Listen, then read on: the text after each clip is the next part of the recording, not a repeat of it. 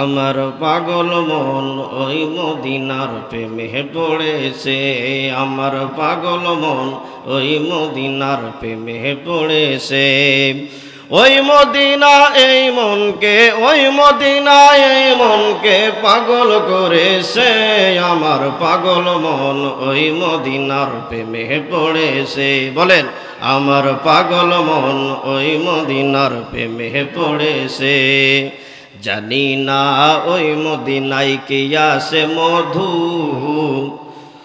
জানি না ওই মদিনায় কি আছে মধু, মদিনা মদিনায় আমায় করেছে জাদু।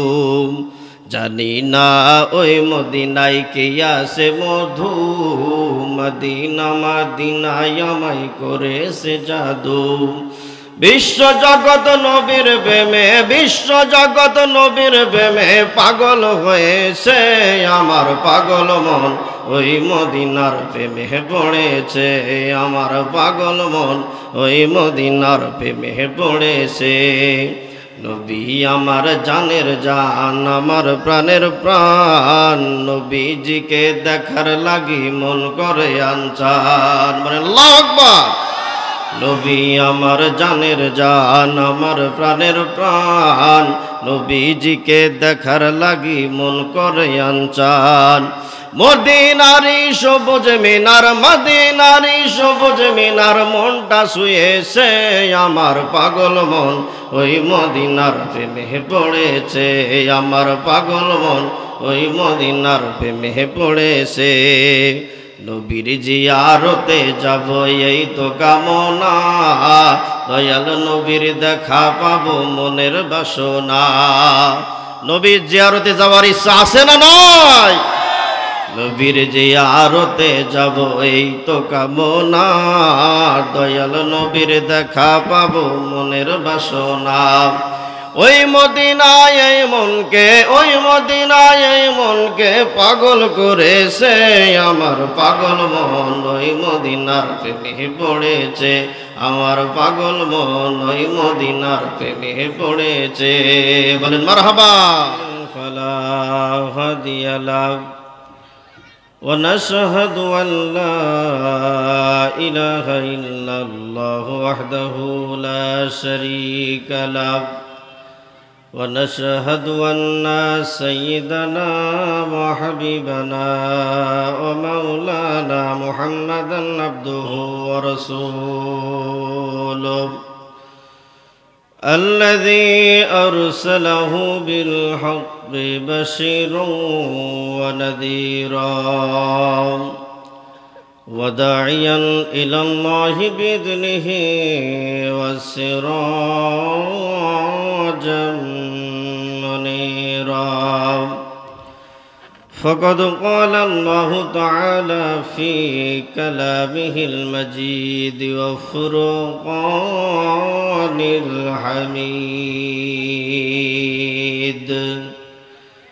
জবান ছেড়ে সবাই বলেন আউযু বিল্লাহি মিনাশ শাইতানির রাজীম.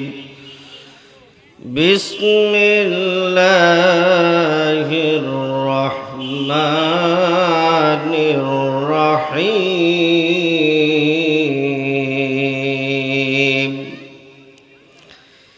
ইয়া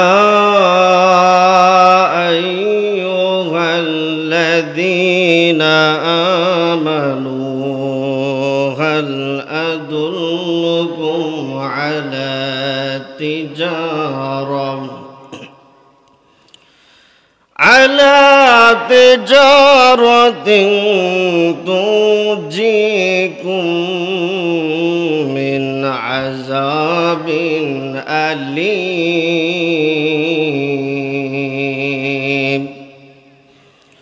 تؤمنون بالله ورسوله وتجاهدون في سبيل الله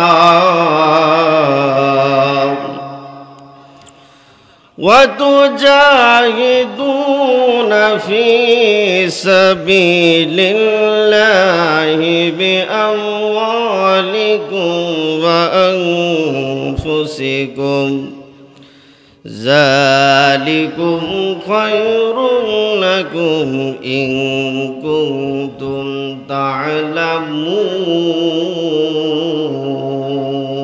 تعلمون وقال تعالى إن الله وملائكته يصلون على النبي يا أيها الذين آمنوا صلوا عليه وسلموا تسليما اللهم صل على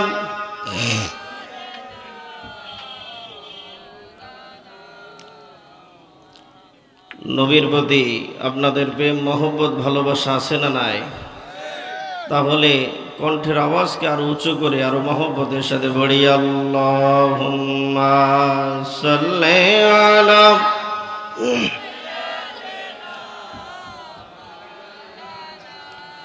ওয়া আলা আলি সাইয়্যিদিনা আমার পাগল মন ওই মদিনার প্রেমে পড়েছে আমার পাগল মন ওই মদিনার প্রেমে পড়েছে ওই মদিনা এই মনকে ওই মদিনা এই মনকে পাগল করেছে আমার পাগল মন ওই মদিনার প্রেমে পড়েছে বলেন আমার পাগল মন ওই মদিনার প্রেমে পড়েছে জানি না ওই মদিনায় কি আছে মধু জানি না ওই মদিনায় কি আছে মধু মদিনা মদিনায় আমায় করেছে জাদু জানি না ওই মদিনায় কি আছে মধু মদিনা মদিনায় আমায় করেছে জাদু বিশ্ব জগৎ নবীর প্রেমে বিশ্ব জগৎ নবীর প্রেমে পাগল হয়েছে আমার পাগল মন ওই মদিনার প্রেমে পড়েছে আমার পাগল মন ওই মদিনার প্রেমে পড়েছে নবী আমার জানের জান আমার প্রাণের প্রাণ নবীজিকে দেখার লাগি মন করে আনচান মানে আল্লাহু আকবার নবী আমার জানের জান আমার প্রাণের প্রাণ নবীজিকে দেখার লাগি মন করে আনচান মদিনারি সবুজ মিনার মদিনারি সবুজ মিনার মনটা শুয়েছে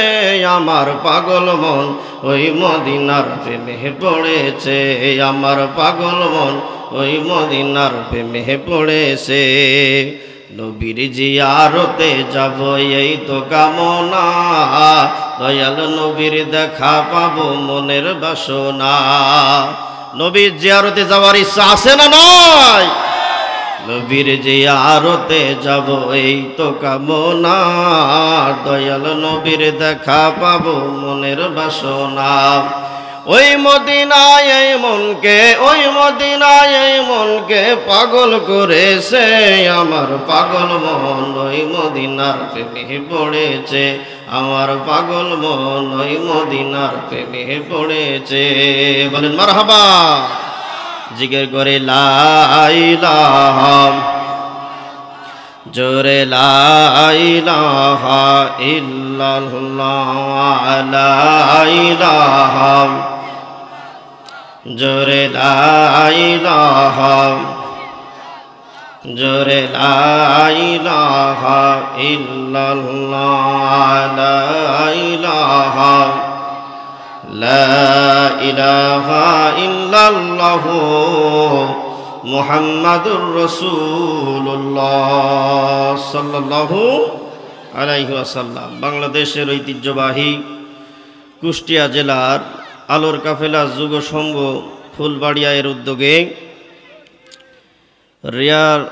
রিয়ালেন্স মডেল স্কুল মাঠ প্রাঙ্গণে সেসুয়া দরগাতলা জগতি 2 দিন ব্যাপী মহাবিশ্বের মহাবিশ্বয় ইসলামী আন্দোলনের জননেতা, বিশিষ্ট সমাজসেবক,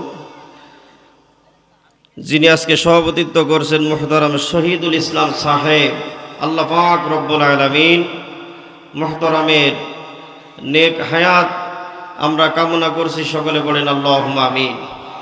আল্লাহ পাক রব্বুল আলামিন তার এই গোলামকে ইসলামী আন্দোলনের জন্য খালেস নিয়তে কবুল আর মঞ্জুর করেন, বলেন আমিন।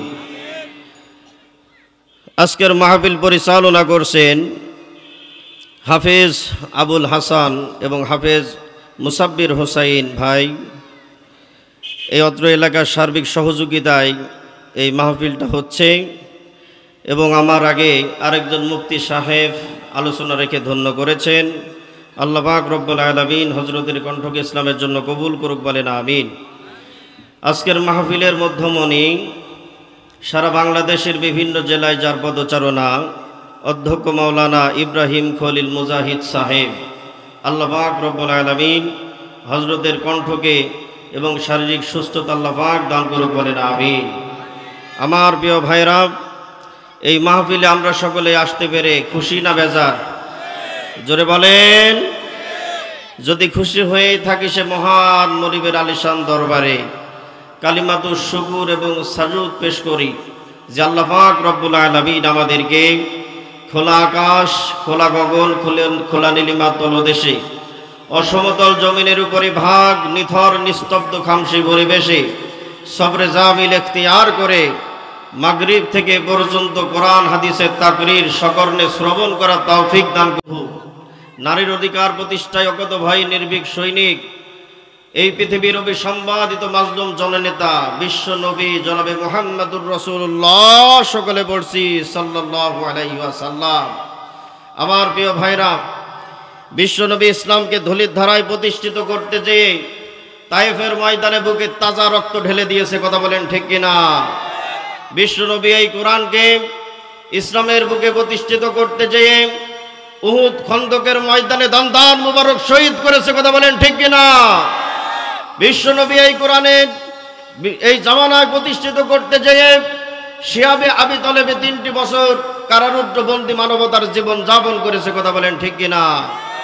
বিশ্ব নবী আকায়ে নামদার তাজেদারে মদিনা তিনার জীবনের শেষ পড়ন্ত বিকেলে 53 বছর বয়সে নিজ মাতৃভূমি ছেড়ে মক্কায় তিনি হিজরত করে চলে গেছেন, কথা বলেন ঠিক কিনা? আমার প্রিয় ভাইরা, সেই কোরআনের সাথে থাকতে আমরা সকলে রাজি আছি না নাই? এখন জামানা পাল্টে গিয়েছে, কথা বলেন ঠিক কিনা? আজকে প্রায় দীর্ঘ 16 থেকে 17টি বছর পর্যন্ত কোরআনের এই রকম সুন্দর পরিবেশ হওয়ার পরেও কিন্তু মানুষ আরামের সাথে কোরআনের কথা শুনতে পারে নাই, কথা বলেন ঠিক কিনা?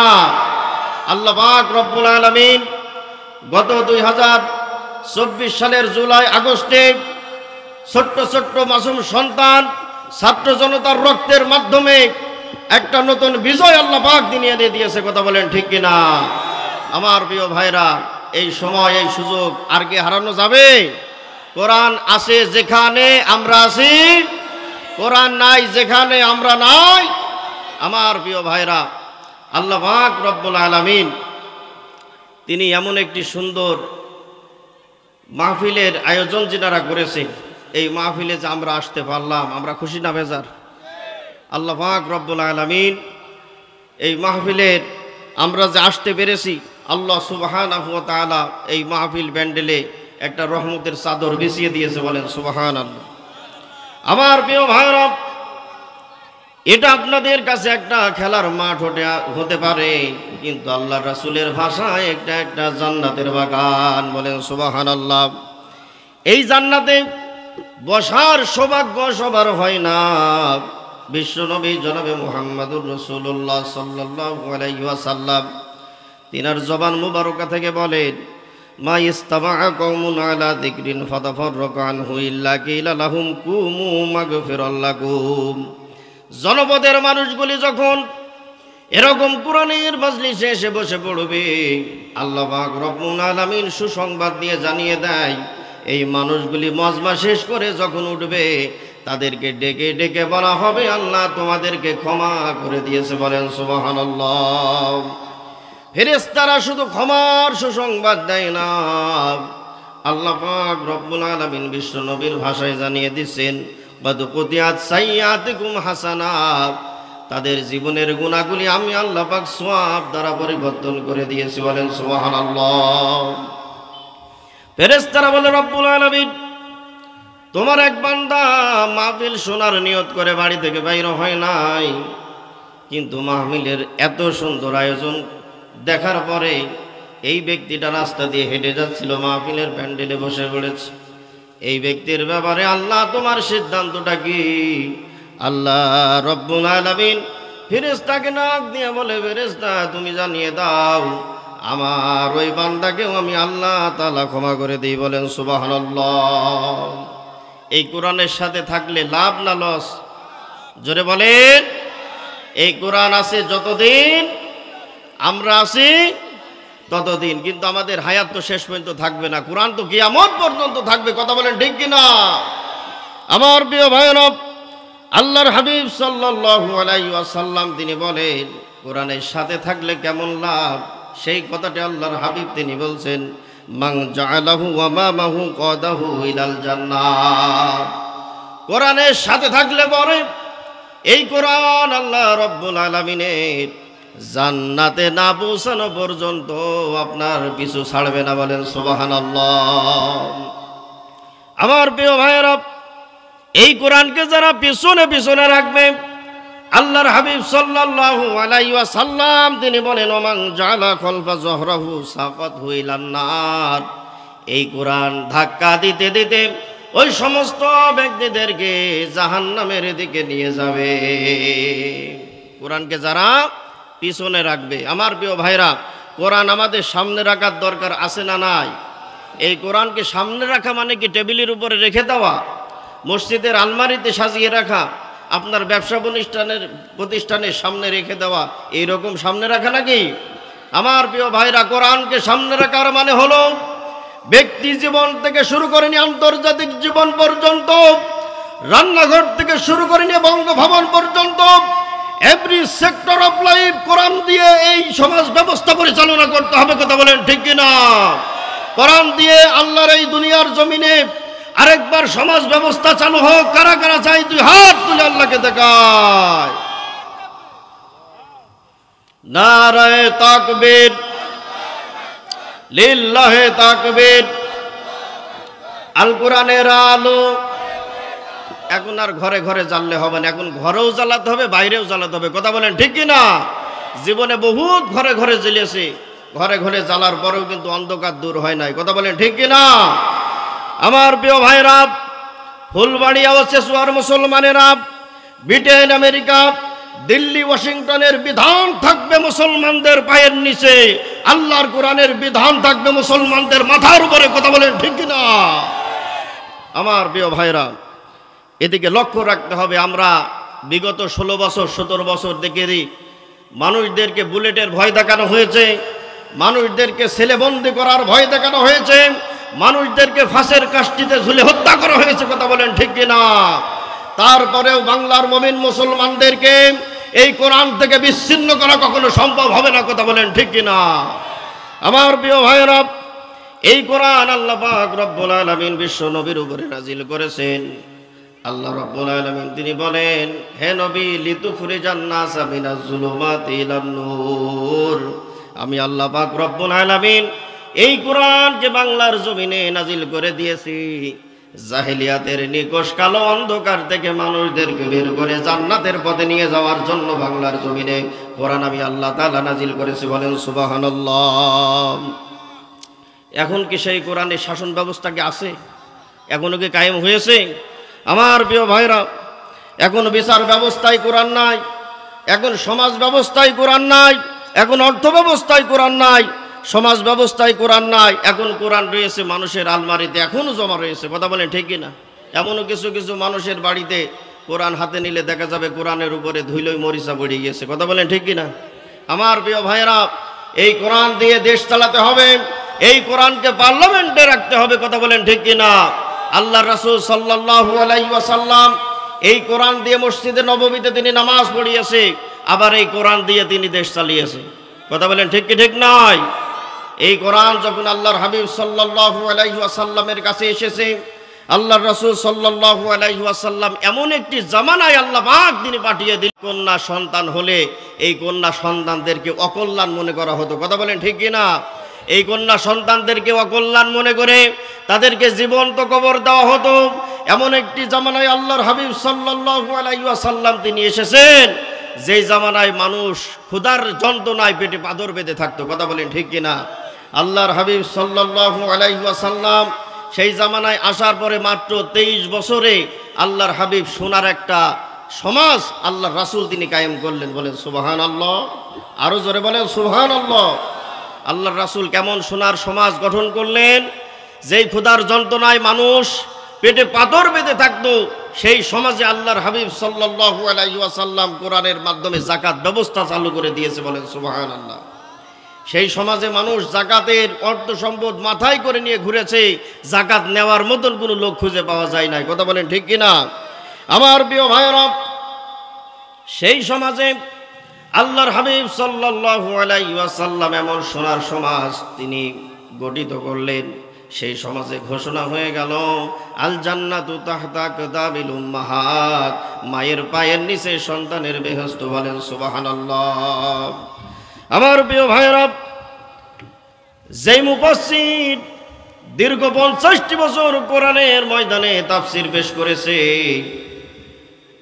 বিশ্ববরেণ্য মুফাসসির আল্লামা দেলোয়ার হোসাইন সাইদিকে জালেমেরা দীর্ঘ 13টি বছর জেলখানার ভেতরে বন্দি করে রেখে ভারতের প্রেসক্রিপশনে ইনজেকশন চিকিৎসার নামে প্রহসন করে তাকে হত্যা করে দিয়েছে। কথা বলেন ঠিক কিনা? ইসলামী আন্দোলনের স্বপ্ন যারা দেখেছে, ইসলামী আন্দোলন করে ইসলামে কোরআন প্রতিষ্ঠিত করার যারা ওয়াদাবদ্ধ হয়েছে, তাদেরকে একে একে জেলখানায় ভর্তি করে, জেলখানায় বন্দি করে তাদেরকে ফাঁসির কাষ্টি ঝুলিয়ে তাদেরকে হত্যা করেছে। কথা বলেন ঠিক কিনা? এমন ইতিহাস দেখেছি, বাবাকে ফাঁসির কাষ্ঠে ঝুলিয়েছে, সন্তানকে গ্রেপ্তার করে আয়না ঘরের ভিতরে রেখেছে। কথা বলেন ঠিক কিনা? এমনও মানুষদেরকে আমরা দেখেছি সমাজের ভিতরে রাত্রে ঘুমিয়ে আসে, হঠাৎ করে গভীর রজনীতে সাদা পোশাকধারী মানুষ এসে তুলে নিয়ে চলে যাচ্ছে। থানায় গেলে যদি কমপ্লেন করা হয়, তারা এসব কিছুই জানে না। এরকম ইতিহাস আপনারা দেখেন নাই? আমার প্রিয় ভাইরা, এমন একটি শাসন ব্যবস্থা আল্লাহর রাসূল সাল্লাল্লাহু আলাইহি ওয়াসাল্লাম তিনি কোরআন দিয়ে দেশ পরিচালনা করেছে। যেই সমাজে কোরআন থাকবে, সারিকু ওয়াস সারিকাতু, চুরি করলে হাত কেটে দাও, এই বিচার এখন আর চালু নাই। আছে নাকি? জিনা করলে তাকে 100 বেতের আঘাত করো, রজম করো, তাকে মাজা পর্যন্ত, গলা পর্যন্ত বুঝে পাথর মেরে হত্যা করে ফেলো, এরকম সমাজ ব্যবস্থা এখন কি আছে? কিন্তু এই কোরআন যদি পার্লামেন্টে থাকতো, কোরআন থেকে যদি বিচার ফায়সালা হতো, তাহলে সমাজে আর অন্যায়, দুর্নীতি, সুদ, ঘুষ কিছুই থাকতো না। কথা বলেন ঠিক কিনা? আমার প্রিয় ভাইরা, আল্লাহর হাবিব সাল্লাল্লাহু আলাইহি ওয়াসাল্লাম দারুন নাদুয়ায় কাফেরেরা একটা ষড়যন্ত্র করলো, একটা মন্ত্রী পরিষদ গঠন করলো। দারুন নাদুয়া মন্ত্রী পরিষদ গঠন করার পরে আল্লাহর রাসূল সাল্লাল্লাহু আলাইহি ওয়াসাল্লামকে হত্যা করার ষড়যন্ত্র করেছে। আল্লাহর রাসূলকে যদি হত্যা করা না যায়, আল্লাহর রাসূলকে দেশ ছাড়া করতে হবে। আল্লাহর রাসূলকে যদি দেশ ছাড়াও না যায়, আল্লাহর রাসূলকে জেলখানার ভিতরে বন্দি করে তাকে কষ্ট দিতে হবে। এই ষড়যন্ত্র করেছিল কাফেরেরা। কথা বলে ঠিক কিনা?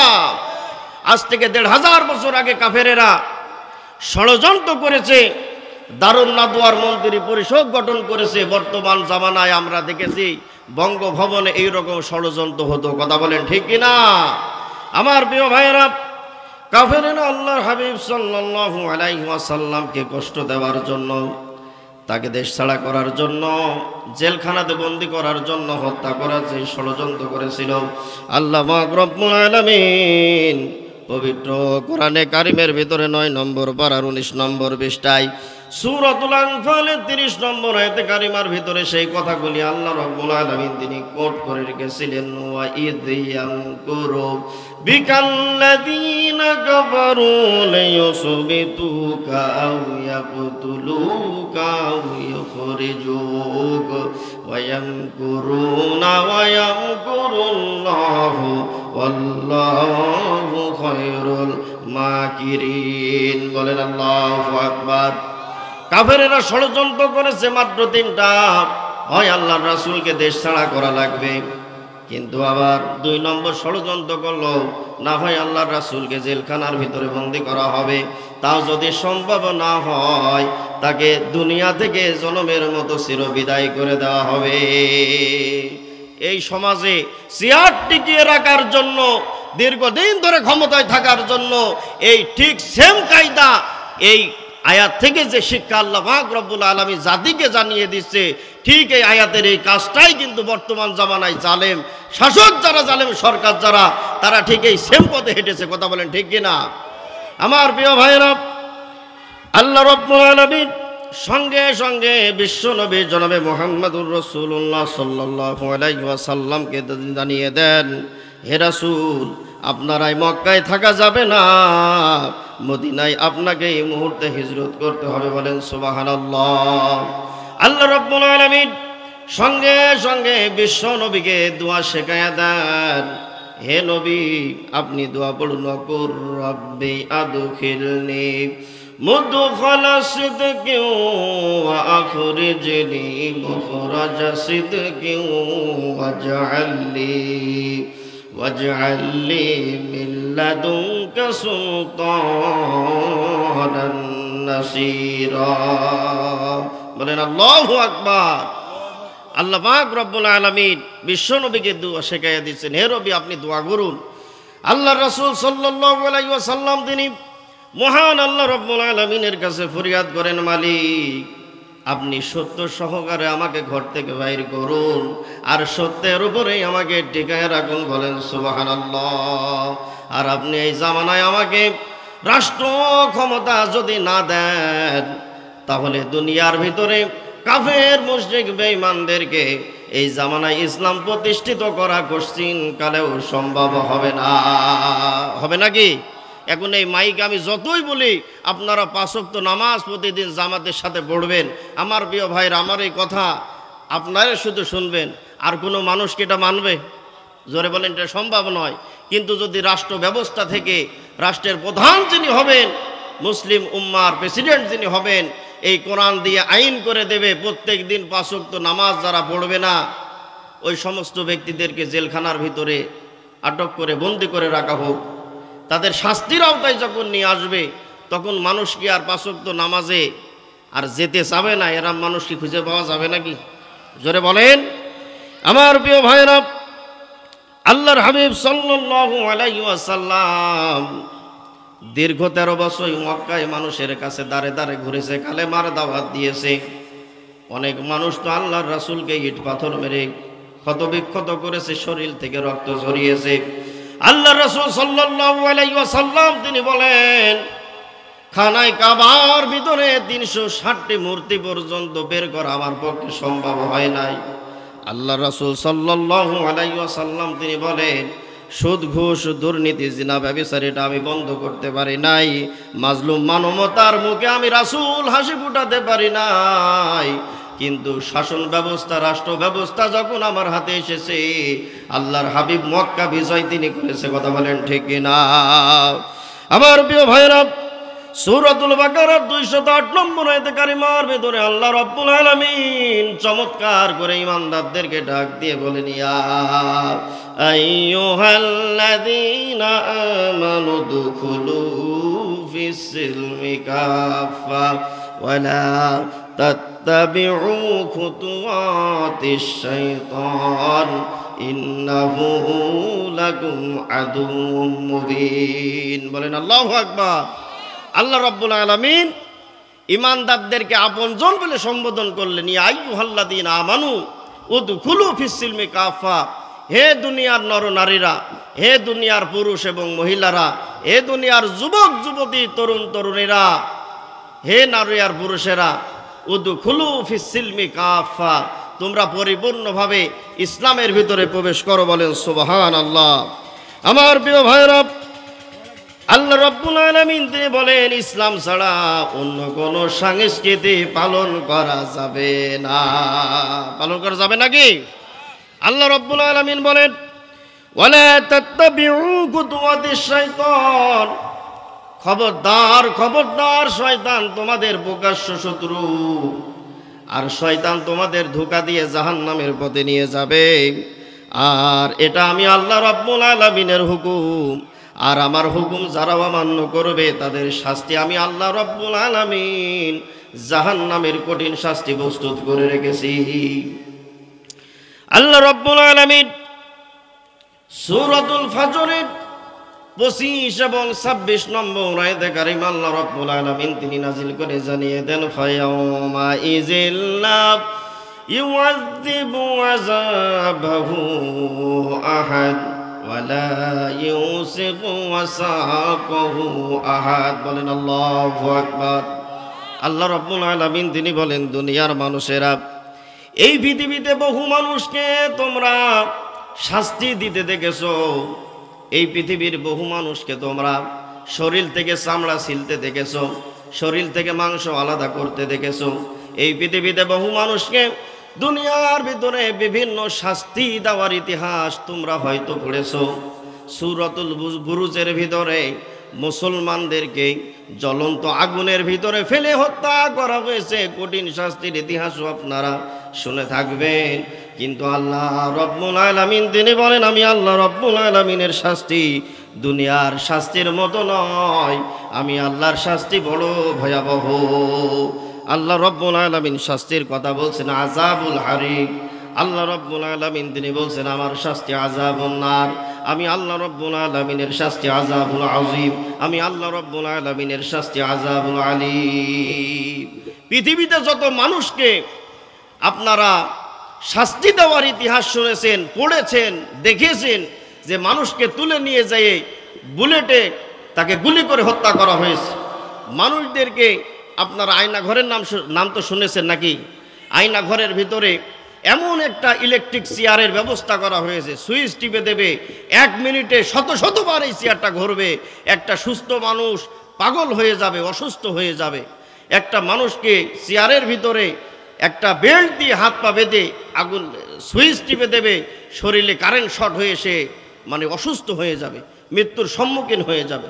আমার প্রিয় ভাইরা, বাংলার জমিনে গত সরকার কত যে আয়না ঘর তৈরি করেছে এখনো পর্যন্ত তার নমুনা খুঁজে পায়নি। কত মানুষ যে খুন হয়েছে, কত মানুষ যে গুম হয়েছে, এখনো পর্যন্ত অনেক মানুষকে খুঁজেই পাওয়া যায়নি। কথা বলেন ঠিক কিনা? কিন্তু আল্লাহ রাব্বুল আলামিন তিনি বলছেন, হে দুনিয়ার মানুষ, জালেমদের থেকে, কাফেরদের থেকে মুসলমানদের উপরে যে অত্যাচার, নির্যাতন, জুলুম, স্টিম রোলার চলেছে, কত ইতিহাস তোমরা শুনেছো।